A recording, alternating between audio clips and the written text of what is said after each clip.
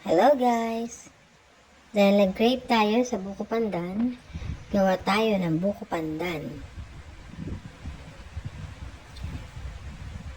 Pero dahil walang buko at malayo ang bilihan ng buko, ang ginamit na lang natin ay Mr. Gulaman. Bala Mr. Gulaman guys ay kulay green at kulay white. Tig 2 packs lang ang ginamit ko dyan. Niluto ko lang siya ayon sa instructions niya sa nasa likod ng kanyang pakete. Ayan guys, yung niluto natin kulay green. Pinalamig natin, tapos yan, hinati-hati natin ng ganyan, parang pa-square siya. Pa-square yan guys.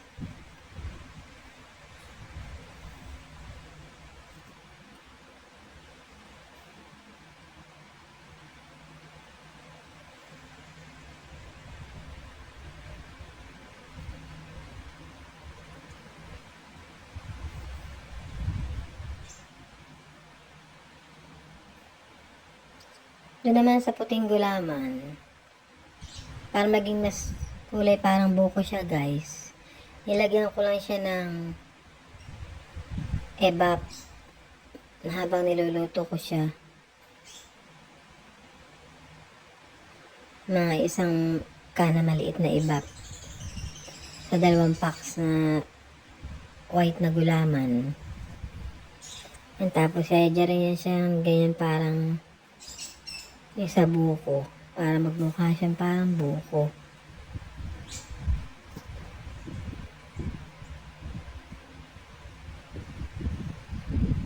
So yan guys, ilagay na natin siya sa isang malalim na lagayan. Pagsamasamahin na natin sila.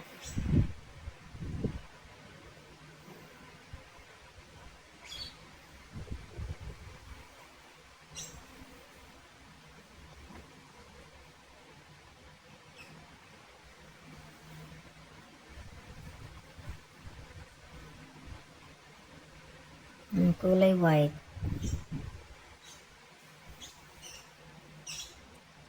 Para siyang buko.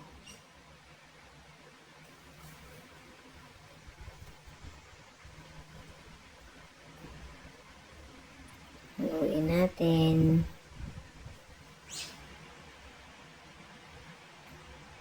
Haluin natin guys. Lagyan din natin ng cheese.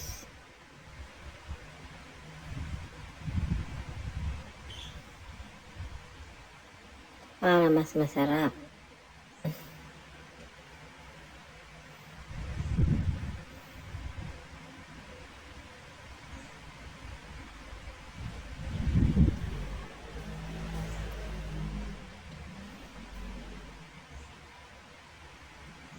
Lagyan natin ang evap. 1 can evap.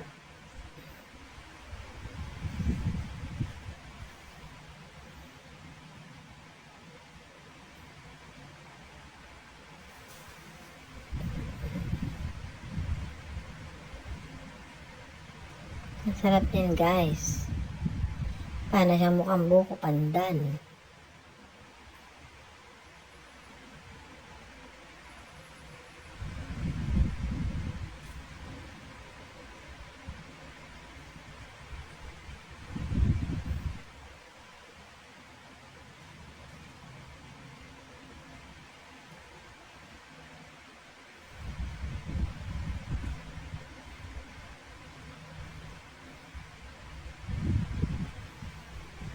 Lagyan natin ang all-purpose cream.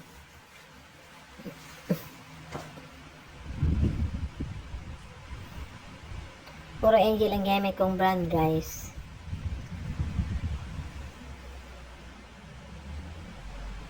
Tapos ilalagay natin ang condense. Kung kulang pa siya sa tamis, pwede nung dagdagan ng isa pang maliit. Depende sa panlasa nyo.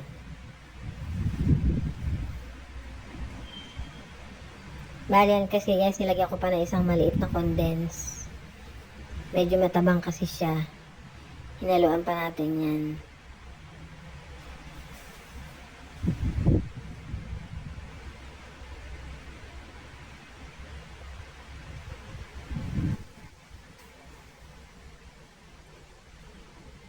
Yan. Okay na siya guys. Meron na tayong buko pandan.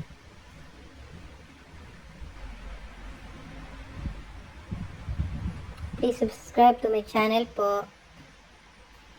Thank you. Thanks for watching. Bye.